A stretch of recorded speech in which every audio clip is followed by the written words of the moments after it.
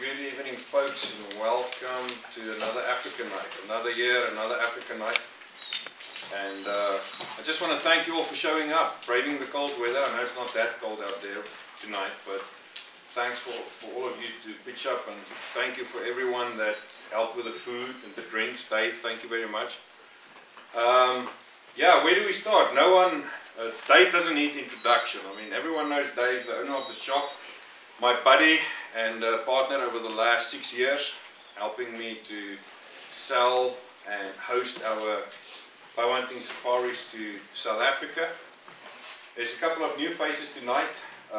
Erica here, my partner, she came with me this year, and we've been in the States now for 2 months, touring all over.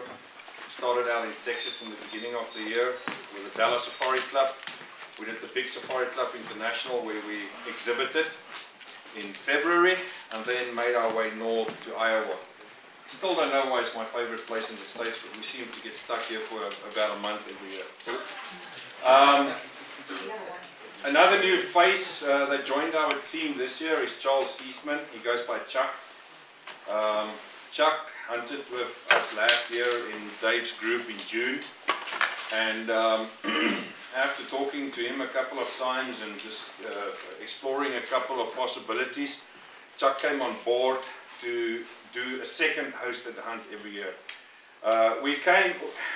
We found ourselves with a little problem where Dave can only get away in June every year.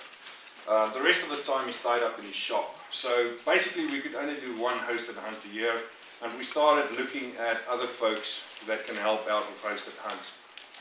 An added benefit that Chuck brings to our operation is the fact that he's also a taxidermist, and since last year Infinito Safaris explored the possibility to do our own dip and packing to the United States.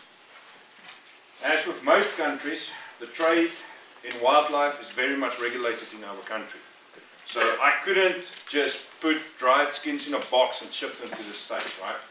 I had to work through a state veterinarian approved taxidermy to get the trophy shipped. The problem with that is that you work through a third party. Now, we worked with Lifeform Taxidermy for many years because they are a well-known entity in South Africa. They're the biggest taxidermy. But as it goes with these things, we picked up problems with them. So we decided to go down this route of taking care of your trophies ourselves. The benefits of that is that you got one stop. You hunt with us, we take care of your trophies, and the buck stops here with me. I take responsibility for it. We also have control over it. So we started building this facility, and it will be operational this year.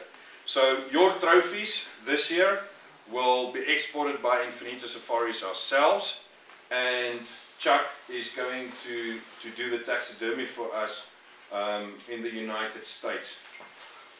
The good thing about this is that we are going to include plain shoulder mounts into your package. So what you're going to get is you're going to get a hunt package like you guys have seen on the paperwork. We're going to take the dip and pack cost. We're going to take the shipping cost, the customs clearing cost, his taxidermy fee, and we're going to lump that all into $1 grand package for you. So you're going to write a check to Dave here in the States that will take care of all of those things. The only thing you need to buy at the end of the day will be an airline ticket. Okay? Now, I don't want to get ahead of myself here, but that is something I'm working with as well. I didn't know this, but both Delta and South African Airlines, the two main airlines that fly directly to South Africa from Atlanta and New York, they offer block booking fees. I'm seeing Delta on the 17th of March on our way back to South Africa, about 50 seats a year on their airplanes. The idea with that is that not this year, maybe not next year, but when we are approved by Delta, then we will be able to give you the whole 9 yards. Give us X amount of money, that takes care from airport to the trophies back at your house. That's just a little bit of news. As for the rest of it, not much has changed. Our new lodge is done. They were the first people to stay there and hunt out of it. We had a difficult season this past year. We had the best rains, or the worst rains for hunting ever. Our rains came up till the first week in May, and we had a lot of rain. So by the time the hunters turned up in June, everything was green, there was a lot of food out there, a lot of water everywhere, and the game just didn't come to the pressure points where we wanted to hunt there. So it was a tough hunt. We had 8 guys there. I can't remember from the top of my head how many animals we harvested. I know Scotty's son Matt was one of the best guys. He harvested nearly all his animals. Scotty got 1 of his animals. Chucky got the 2 most important ones that he wanted. We've got a kudu and a zebra. Dave this past year for a change didn't draw blood. He helped out guiding a little bit. But other than that, you know, we had a fantastic time. I was a bit busy with this fella. I don't know how many people know Craig Boddington, but Craig is probably one of the most well-known authors about African hunting that there is. Craig has been looking for that cat there. It's a serval cat for 37 years. And he's tried many times for it to get that cat. And we were fortunate on his 2nd night to shoot it. The added bonus to that was that our hunters in camp got time to spend with probably the top African hunting celebrity in the industry in camp, around the camp, you know, around the campfire, without any pressure, just having fun. So it was a busy time for me, myself, but I think you can speak to Scotty and Chuck, and I don't know, there's no one else from the group here, but you can speak to these guys. I know Randy will be at the Deer Classic next weekend, and hear what they have to say. As far as pricing goes for this year, there's not much that changed.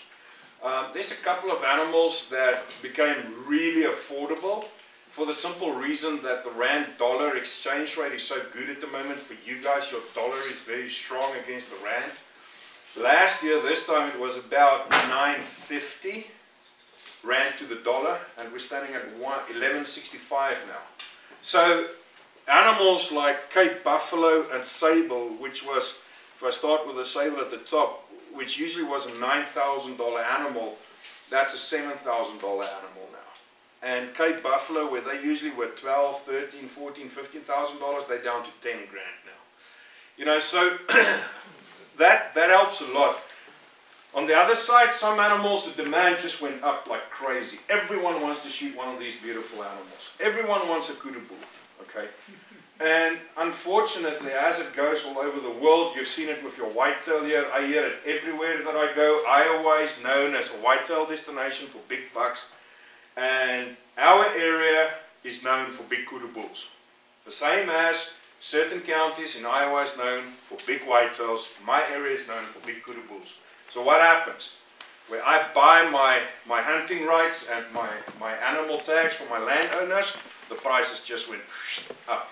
Because if I don't pay that, another dude's going to come and pay it. So kudu prices went up a bit. Me and Dave are just very happy that it didn't go through the roof like we thought it would. So I think we're standing at $27.50 this year on kudu bulls, which is $250 up from last year, I think. You know, don't quote me on it. I'm bad with numbers. It's his job and her job. I'm just here to bullshit you into going. The rest of it, as I said, there are other news. You will see a video now when we are done about what we are busy with. I'm standing in La Porte City talking to you fine folks that I badly want to take on a plains game safari or even a dangerous game safari to South Africa. In saying that, we are now on the world stage as far as safari outfits go. We expanded aggressively over the last year. We hunt in different countries, new areas. We hunt in Mozambique, we hunt in Tanzania. Those hunts are exclusive and expensive, but we are pleased to say that we are now on that stage. Our association with guys like Craig, Tim Merrill, Rob Dunham from Magnum Global Media has helped us a lot to get to that point, but you don't get there without being a trusted outfitter. You know, I'm not standing here blowing my own horn. It is what it is.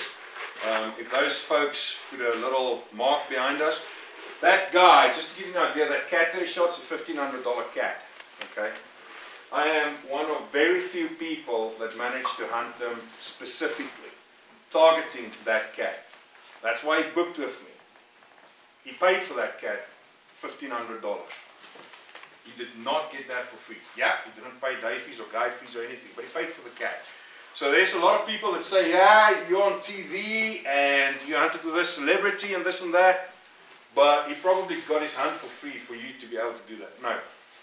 If they're going to put their stamp on someone, it usually means that the guy knows what he's doing and that he's okay to go with. That's just my opinion and a little bit of background information on it.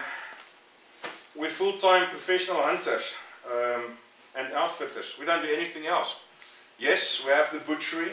A lot of people ask us, what happens to the meat? You can't take the meat back. Okay? We use all of it. We have a charity program there with one of the native schools for the black kids there. They get some of the meat. We process a lot of it into sausages, hamburgers. You guys eat a ton of it in camp. So that is an added business that comes out of our hunting business, but it's still related to the hunting business. Now we have the dip and pack deal that we're going to export the trophies. Again, another business. It's got its own manager, but still tied in with the hunting business. So I'm giving you all this information so that you can see that we are focused at giving you this all-inclusive, easy way on experiencing an awesome hunt. Okay. I would like to just quickly touch on hunting methods in Africa. Guys, I'm going to put in for a whitetail hunt in Iowa. We figured it out exactly. I'm a non-resident. I can put in for a tag. It's going to take me 3 or 4. How many years it's going to take me to draw a tag? I know I'm going to sit in a tree and maybe shoot my deer. Okay? That is a way of hunting. I'm going to hunt whitetail like you guys do. I'm not going to come here and say, okay, I want to hunt whitetail, but I'm going to do it the African way. Okay? Probably not going to see one. Same goes for back in Africa. You go to Archery Talk or all these hunting forums, and there's a lot of guys that yap, yap, yap, yap on hunting in Africa. You know, oh no, we shoot out of blinds. Oh, we shoot out of water. We shoot out of bait. Yes, that's the way we hunt. That's a different way of hunting. So you will see now in this video that we're going to show you in a couple of minutes, you are going to see how we hunt these animals over bait, out of pop-up blinds, out of tree stands. There's various setups that we use to hunt these animals. I know, Scotty, with your hunt there wasn't any tree stands. On Dave's previous hunts there was tree stands. We're going to put some up this year. But the main thing is that you must realize is it's a different kind of hunt. Totally. You have various species that you are targeting. Okay? They are different animals. Bushbuck, for example, is not a herd animal. It's a solitary animal. Nyala is exactly the same. They're cousins. But the one is territorial and the other not. Impala is a herd animal. Okay? There will be 30 of them coming into the water. You might have 20 blue wildebeest, 50 impala, a gamsbuck, and 60 eland coming in from the side. Might happen. So, over the years, we have figured out a way to hunt our animals effectively and to manage our herds effectively accordingly for bow hunters. In saying that, there's a lot of implication that it's easy to hunt over water or over bait or over salt. I'm not going to elaborate on that. Tyson, Chuck, Dave, Scotty, and Laura, who's hunted with me, will tell you that it's not that easy. These animals are skittish, they're wide awake, their smell is good. It's a hunt. It's a real hunt. Okay. That's all I've got to say about the hunt. Typically, you will go out in the morning, you will sit the whole day and come back at night. Okay. We are slowly introducing now also a hybrid hunt. We have bow hunting areas, specifically bow hunting areas. We have areas that is specifically rifle hunting. And we are introducing a hybrid hunt now, where a guy, if you are fed up of sitting in a blind or in a tree and you want to get out there with a rifle and you want to hunt with a rifle, you can do that. You're just not going to hunt in the bow hunting areas. Okay? So keep that in the back of your mind whenever you think about doing this. A typical day, as I said, you will get up in the dark morning hours, have a coffee. It's quite chilly in the morning. It can be. They had 32, below 30, below 25 that one morning, where it was really chilly. You can get frost on the water, frozen water, and yeah, we have a coffee, you know, cereals. If you want something cooked, she'll cook something for you up, you know, an egg or a bacon or whatever. But it's usually a light breakfast, cup of coffee, and then everyone pile into the trucks and head out to their separate blinds where they're going to hunt for the day with their professional hunters. You're going to sit the whole day, okay? Unless you shoot something and the guide makes a call that he wants to track it immediately, he'll wait half an hour or 20 minutes, but he would want to go after it. Or if you see it go down and you want to retrieve it, then you'll be picked up and you'll be taken back to the recovery area, to the lodge, where the animal will be skinned, and you then have the option to go and sit again, hunt further. Or they load the animal up, you stay in the blind, they leave, and you hunt on. You'll get back just after dark. Sometimes it takes a bit longer, especially if you shoot a kudu in the twilight. You might get back 8 o'clock, 7 o'clock. Erica will have a fantastic meal there. We have a big, beautiful fireplace that you'll see in a minute here, where everyone gets together, drink cold beers, and just have a good time. The hunts usually is 5 to 7 days, the hunting days, okay? You fly into Johannesburg. Okay, let's back up a bit here. You book your hunt, so we've got the hunt booked. You want to go to Africa, okay? You're going to fly wherever Dave tells you to fly from, okay? Des Moines, Cedar Rapids, Chicago, wherever. Dave's going to take care of that. You're going to fly to Atlanta or New York. You're going to fly to Johannesburg. In Johannesburg, we're going to pick you up. I used to do it personally, but we got too busy these days. Now we use a transfer service with a minibus where they're going to stand there with a sign and they're going to pick you up. One of these guys is going to go with you, so he will know what to look for and he'll guide you through the whole process. They know where the bows are picked up, and you can talk to him about how you get your bow there. It's a non-plus. I mean, it is. Put the bow in a hard case. I think there's one standing right there. The's no licensing, nothing. You know, put the bow in a hard case, fly with it. Dave takes care of it. You get there, we load you all in a minibus, and we drive you out to the lodge. It's about a 3-hour drive, okay? You get to the lodge, you get checked in, and we start hunting the following day. The hunts, as I said, is usually 5 to 7 days. You can have the option of extending your stay with 2 or 3 days. If the group only goes for 5 days, and you want to stay for 7, a lot of folks don't want to fly 16 hours, stay 5 days, just get over jet lag and then find themselves packing and going back home. So you have that opportunity to extend your stay for a couple of days for a day fee only. Okay? Going back is the same route. Everyone pile in the minibus, off to the airport, go through the whole thing, check your bow cases and come back. Non-plus. There's no big deal about the traveling part. Okay? You don't fly to that middle part of the earth that is so dangerous at the moment that none of us wants to go to. Okay, we're not a Muslim country.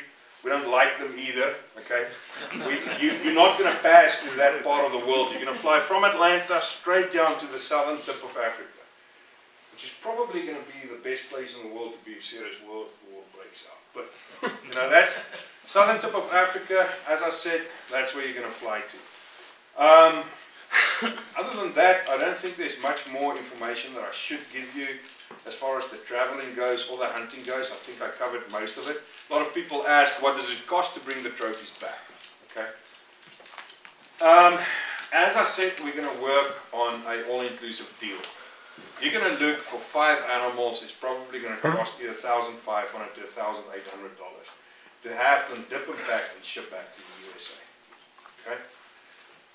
Shoulder mounts, again, included into this whole deal. You'll be looking at a kudu like this. I think it's about $8.95 or $7.95 if you break it up into the specific price, which is a little bit more than a whitetail, but as you can see, a bit bigger than a whitetail. Okay, so again, I sat down with Chuck and I looked at his prices, and he's cheaper than the guys in South Africa, and a hell of a lot cheaper than most of the guys in the States. and he does a good job. So that gives you an idea. I'm not saying that's what it's going to be, but that gives you an idea of what the cost will be on getting those trophies back home. Non-hunters. Let's talk about that for a second. Let me fill you in on that just a minute. Wives, girlfriends, children that does not hunt are welcome to come along. Okay. We shoot most of our animals between 15 and 25 yards. Okay, so we try to get them close. The reason for that is that over the years, it's not you guys, it's not anyone in particular, it's on average, you are not used to how big and how tough the animals are. Okay, so you're a little bit overwhelmed by them being so close. And we have a 60–70% winning rate on very close animals, because the guys, they get overwhelmed, they shoot them off. In saying that, if you are well prepared, if Dave set your bow up right and you practice a lot, there's no reason why you should struggle. But girlfriends, wives, kids are welcome to shoot. I have a fantastic crossbow in camp as well that you don't have to take along. I have a very good crossbow. You know, if you take a kid along, a boy that's 10 or 12 years old, you can shoot an impala or a blesbok or something. You know, that's a fantastic deal for them to experience. Or the girlfriend or the wife. If she's a serious hardcore huntress, Erica here is a bow hunter. I mean, she hunts as hard as I do. She shot a beautiful big bush pig this past September in the Cape. Me and she went down there. I didn't shoot anything and she got a big pig. So, ladies that hunt, you're more than welcome to tag along. Laura there, 4 years ago, 5 years ago, how long has it been now? 4 years? 3 years ago? Yeah. 3 years ago she killed everything. Killed everything. So yeah, definitely doable, definitely. We want you there. Lindsay Everett, who's been on television a couple of times, is trying to put together a girls group later in the year in August. I don't know if that's going to happen. But what a fantastic deal to go with your partner to Africa on a hunting holiday. What a fantastic opportunity. The lodging, folks, it's beautiful, it's fantastic. You're going to have your own room if you're a couple. Men that travel together, if there's a father and son like Scotty and Matt, you know, we had them share a room. If you want your own room, you can have your own room. It's not a big deal.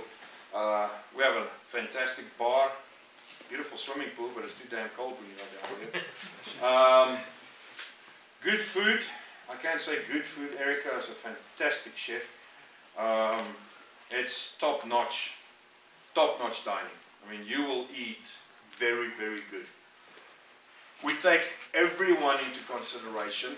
If there's a diabetic in the group, we will take that into consideration. If there is someone with like, you know, any problems, allergies or anything, she sends out a questionnaire beforehand. We ask people if there's anything we should know about, and we take care of that. You want to? Which one? That one. This one. We're gonna go through this video. I'm gonna do a running comment as we're going along. That's our first group that we took over. There's no music, so I'm just gonna talk as we go along. There's a statement here about free-ranging game. In South Africa, our law states that our game are free-ranging, although they are fenced in. Okay, our fences are different from Texas. Our fences in Africa, the animals move through the fences. Some of them, others don't. Okay, but in our opinion, how we deal with it is free-ranging game because they're not confined to an area smaller than 200 acres. Okay, they're big areas. So the animals are free-roaming. They're self-sustainable. They breed themselves, and we harvest them and manage them accordingly. That's Laura there with her big inland bull. Nyala. That's Tyson there with a beautiful impala. Nice blue bull. Beautiful gemsbok. Nyala. Another impala. Red hartebeest. Warthog. A big warthog. cuts, tree stand, pit lines, elevated heights. This is a kudu cow. Guys, we shoot kudu cows just like you guys shoot white-tailed does. We need to keep their numbers down. That's a cheap animal to hunt. You know, if you shot all your trophy animals or the animals in your package, or you want your girlfriend to shoot something that's not going to break the bank, shoot a kudu cow. This is a diker. I slowed this thing so down and still that arrow goes through it like a hot knife through butter.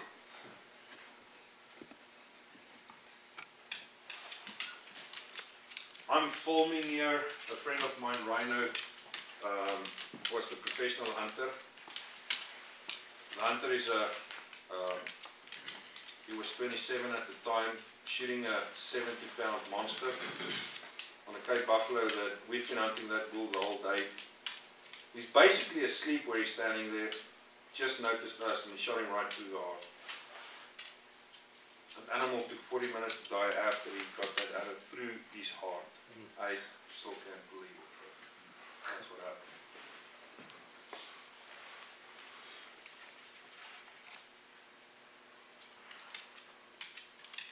As far as hunting goes, I believe this is the ultimate. I believe if you walk and stalk a brown bear up north, that can be comparable or should be comparable. As far as African hunting goes, with bow hunting goes, this is the ultimate. There's nothing that gets your blood pumping like killing a big Cape buffalo bull with a bow and arrow.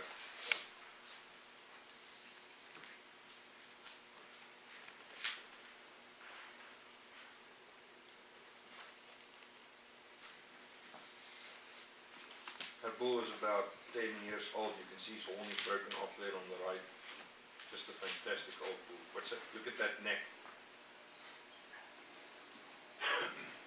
This was me showing how bad the rage is in Africa. Okay, it was much too high, but that was a 70-pound bow at 15 yards. I didn't even shoot through it. That bush pig, Erica, back up there a bit, please, and show them there with the arrow what happened. Look carefully. I shot over the little pig, and I hit the big one in the back. You see the arrow there in the big pig? Now look at this little sucker. He didn't know what happened, so he's just sitting tight to check everything out. That's real time. It's not slowed down. I think it's slowed down a little bit, maybe. No, it's not. He No? was dead or something. I didn't touch him. Oh shit, oh shit, oh shit. He got out of there. This gemsbuck, Erica, pause me there please for a second. Now, note how this gemsbuck is taking the salt out of the lick there. Sometimes, some years, we have very, very bad ticks. Okay, we have a tick outbreak. This year is going to be another one of them. What we do is we put the salt, instead of putting the salt in the ground down here, we put the salt in these buckets. But on the side here, we have rollers. Okay? And in those, under those rollers is a little bucket that we put dip in it. You know, like we dip cattle. Yeah. We put dip in it that's got an oily base. So whenever the animal licks the salt inside, he gets a little bit of dip on his neck there. Okay, and that way actually, these things are fantastic to control our ticks and get rid of them. I mean, they will kill a tick population. Because what they do is social animals that are herd animals like this, they will rub their necks against each other, and that oily base dip will give off on the other animals, and that way we get rid of them. Now this animal has got his legs back. Okay, a lot of people. Whoa, back up a bit. Just a little bit. Okay.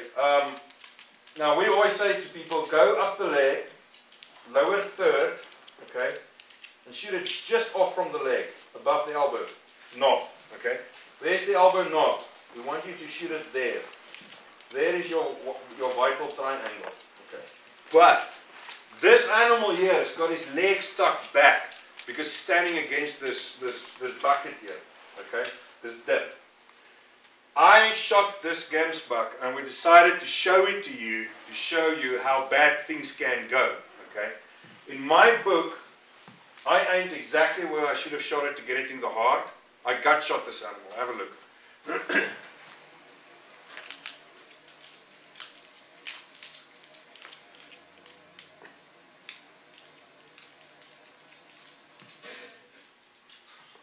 that's a gut shot.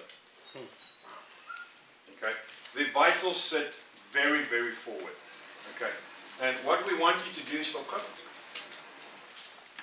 This blue wildebeest on the other hand, he's got his leg nicely forward. Okay, shot at 8 yards, and this was a perfect double long shot. Although we didn't get all the penetration we wanted, the setup was nice and heavy.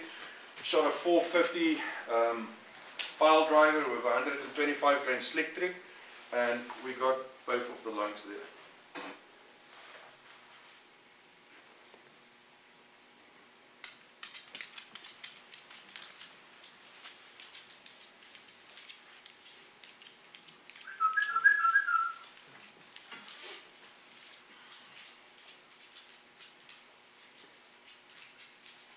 Okay, that Nyala was shot forward and low, and we did retrieve him, and that's because of the Jack Russells that we use, the tracking dogs. So, this is a waterbuck bull. Also, Laura was very unlucky here. This is perfect. I mean, you can bring up right in the middle is where we go, and we want you to shoot that animal right there where Erica's pointing, okay? This was a bit of a poke for a 28 yards, and this animal was very, very skittish when he came in. I'm showing you only a little bit of him. She ended up shooting him right on his elbow, on the joint, okay? Because he had his leg back a bit, and her arrow, you will see in a second here, just dropped, and I mean, if it was half an inch to the right, it would have been dead, shot through the heart. We got him a couple of hours later with the help of one of the dogs. He moved too. And he moved, yeah. This is Ron Stiggy's blue wildebeest. He went 50 yards. Double lung there.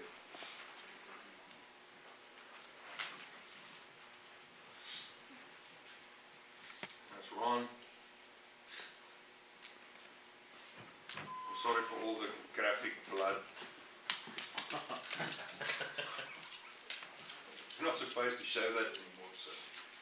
That's one of our trackers. It doesn't work for us anymore, or Philemon. And Solly, who's been with me for 11 years. Everyone knows Solly.